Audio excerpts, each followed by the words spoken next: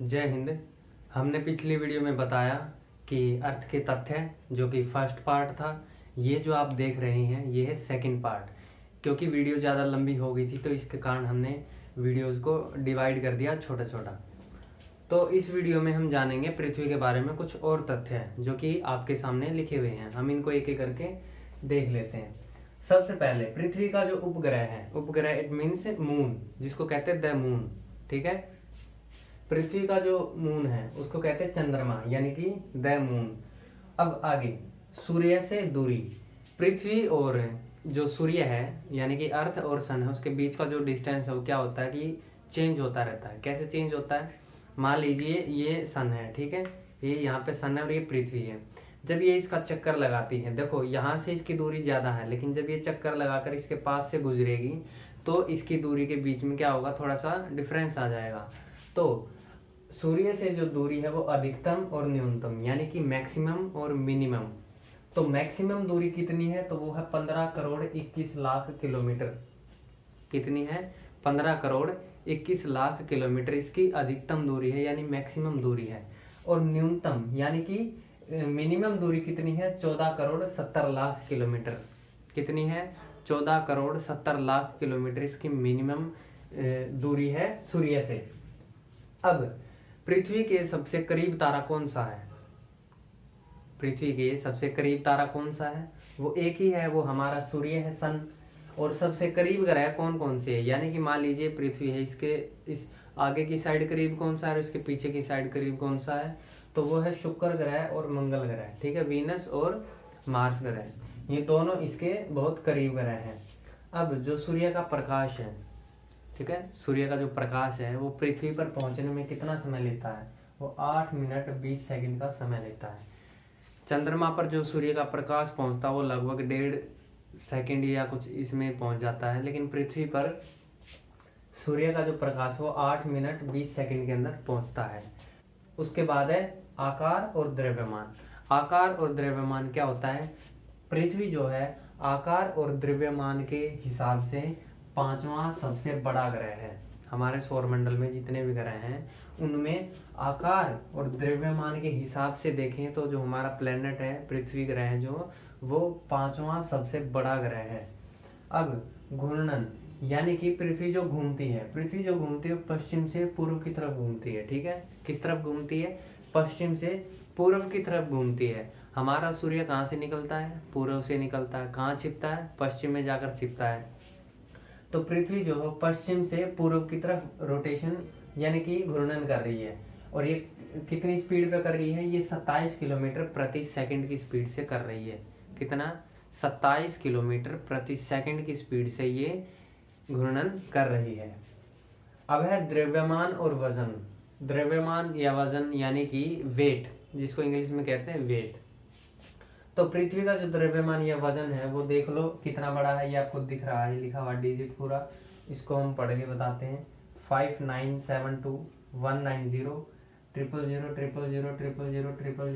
000 000। ठीक है, अगर इसको करोड़ में ऐसे बोलोगे तो ये बहुत हो गया, बहुत ज्यादा है संख्या है। तो ये पृथ्वी का वजन है, यानी कि हमारा जो पृथ्वी ग्रह है उसका वजन, उसका वेट अगर हम तोलें, उसको मापें तो वो लगभग इतना आएगा। ये केजी के अंदर है। अब आगे है चंद्रमा से दूरी। जो पृथ्वी ग्रह है, हमारा जो प्लेनेट है, उसके और चंद्रमा के बीच का जो डिस्टेंस है वो कितना है? वो 3,84,400 किलोमीटर है। कितना है? 3,84,400 किलोमीटर है चंद्रमा और पृथ्वी के बीच की दूरी। अब इसकी परिधि देख लेते हैं। परिधि जानते हैं आप क्या होता है? परिधि होता है, मान लीजिए ये सर्कल है, ये मान लीजिए पृथ्वी है, ठीक। तो यहां से लेकर अगर हम यहां से चलें और इसका ऐसे इसको मापे पूरा, वापिस वहीं घूम के आ जाए, तो ये होती है इसकी परिधि, जिसको कहते हैं सर्कमफ्रेंस। ठीक है, जिसको कहते हैं सर्कमफ्रेंस, इसकी परिधि होती है। यहाँ से चले और वापिस यहीं पे आ गए, ये इसकी जो गोलाई है ये माप सके, इसको कहते हैं परिधि, जो कि कितनी है? वो 40,075 किलोमीटर है। हमारी पृथ्वी की जो परिधि है, यहाँ से अगर वापिस घूम के ऐसे आए तो वो हो जाएगी 40,075 किलोमीटर। और ये इसको किसने मापा था? सबसे पहले पृथ्वी की जो परिधि है वो मापी थी इरेटोस्थनीज नाम के एक व्यक्ति ने मापी थी। ठीक है, कितनी मापी थी? 40,075 किलोमीटर पृथ्वी की परिधि है, सर्कमफ्रेंस है। अब है परिभ्रमण चाल यानी कि क्रूसिस स्पीड। देखिए, जब पृथ्वी सूर्य के करीब होती है तो उसकी जो रोटेशन स्पीड होती है या परिभ्रमण जो चाल होती है, जो जिस स्पीड से सूर्य का जो चक्कर लगा रही है पृथ्वी, वो तेज हो जाती है। कैसे तेज होती है? अब देखिए, मान लीजिए यहाँ पे सूर्य है और ये पृथ्वी है। पृथ्वी जितना दूर रहेगी सूर्य से, उसके जो चुंबकीय शक्ति है, सूर्य का जो ग्रेविटेशनल फोर्स है, वो उससे उतना ही दूर होगा। लेकिन पृथ्वी जैसे घूमकर इसके पास में आएगी तो ये स्पीड से घूमेगी। ठीक है, ये इसके स्पीड से घूमेगी, जितना दूर जाएगी ये उतना स्लो होती जाएगी। तो ये यहाँ पर यही बताया गया है कि पृथ्वी की जो परिभ्रमण चाल है, क्रूसिस स्पीड है, वो तेज हो जाती है। कब? जब सूर्य के नजदीक होती है पृथ्वी। अब आगे, पृथ्वी का जो कोर है, कोर समझते हैं आप? सेंटर। ये मान लीजिए ये पृथ्वी है, इसके जो बीच का जो सेंटर है इसको कहते हैं कोर। सेंटर भाग को क्या कहते हैं? कोर।